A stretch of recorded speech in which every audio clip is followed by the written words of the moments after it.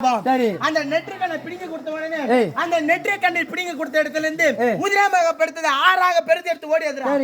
அந்த உதிரத்தை நிறுத்த வேண்டும் என்றால் சிவபெருமான் என்ன செய்தான்? ஒரு சிட்டிக்கு மண்ணை எடுத்து அந்த நெத்தியில வைத்தான்டா. நெத்தியில வைத்த உடனே அது திலகமாக மாறியது. அந்த காலத்துல பொம்பளைங்களை பார்த்தனா வச்சுக்க வட்டமா பொட்டு வைப்பாங்க. இங்க மூஞ்சி கழுவிட்டு பாத்ரூம் போகுதுங்க, ஸ்டிக்கர் போட்டு எடுத்து கனால ஒட்டுதுங்க, திரும்ப மூஞ்சி கழுவிட்டு எடுத்து ஓட்டின்னு போயினா வேற என்ன பண்றது? அப்படி நெற்றியில வைத்த உடனே அந்த நெற்றியில வந்த உதிரம் நின்று விட்டது. இரண்டாவதாக உச்சியிலிருந்து ரத்தம் பிடிங்க எடுத்தது. உச்சியில அதான் சொல்லுவாங்க இப்ப குழந்தைங்களுக்கு. குழந்தைகள் என்ன சொல்லுவாங்க? பிறந்த குழந்தைகளுக்கு உச்சி தூக்கி தூக்கி எடுக்கண்டா, இதயம் துடிக்கிற மாதிரி உச்சி துடிக்கும், அதத்தான் சொல்லுவாங்க. இரண்டாவதாக என்ன பண்ணா, அந்த உச்சியில ரத்தம் வந்த உடனே அங்கே ஒரு சிட்டிக்கு மண்ணை எடுத்து உச்சியில வைத்தாண்டா. உச்சியில வைத்த உடனே நின்று விட்டது. மூன்றாவதாக பெண்களின் நோனி வையாக ரத்தம் பெருக்கெடுத்து ஓடியதுடா. நோனி வையால அங்க எதனா பண்ண முடியுமா? ஒண்ணும் பண்ண முடியாது. அதனால அந்த இரவு என்ன பண்ணா, பெண்களுக்கு ஒரு மாதத்திற்கு மாதவிடா என்னும் கூடிய 3 நாள் அல்லது 5 நாள் இல்லனா 7 நாள் அப்படி மாதவிடா உருவாக்கினாண்டா. அப்படியா பட்டவா காமத்துக்கு கண்ணு கொடுத்த தெவடியா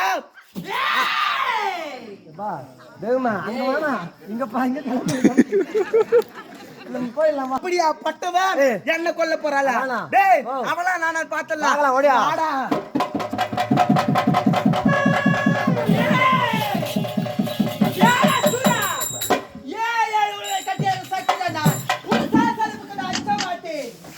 அப்படி இருக்கே நான் யாரும் தெரியுமாடா?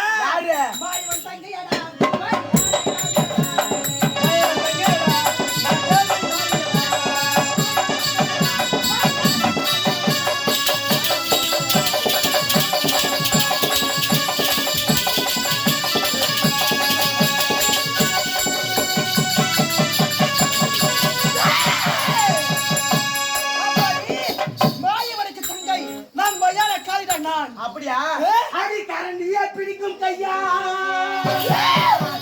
அடி சூளத்தை ஏந்தும் சக்தி, அடி எப்படி சூள பிடிக்கலாம், என்னை எதிர்க்கலாம், எப்படி சூள பிடிக்கலாம், எப்படி சூள பிடிக்கலாம், என்னை எதிர்க்கலாம்.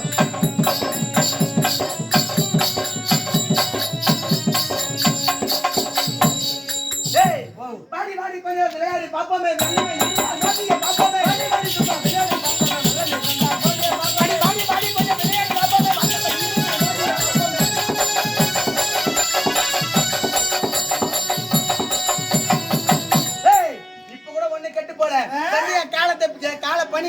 உன்னை விட்டு நான் அப்படியே போறேங்க. முடியாதுடா. டேய் உன்னை அழிக்கவே நான் ஓடி வந்து விட சக்தி தான். அது என்ன சொன்னா? அடி அப்பா புத்தி பட்டாவல்ல என்ன சொன்னா?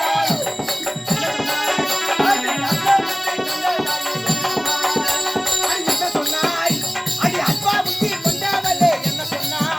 அடி சொன்னவளே கொஞ்சம் முடுவாய், வந்தவளே வந்து ஓடுவாய், சொன்னவளே கொஞ்சம் முடுவாய், நீ வந்தவளே பண்ண ஓடுவாய்.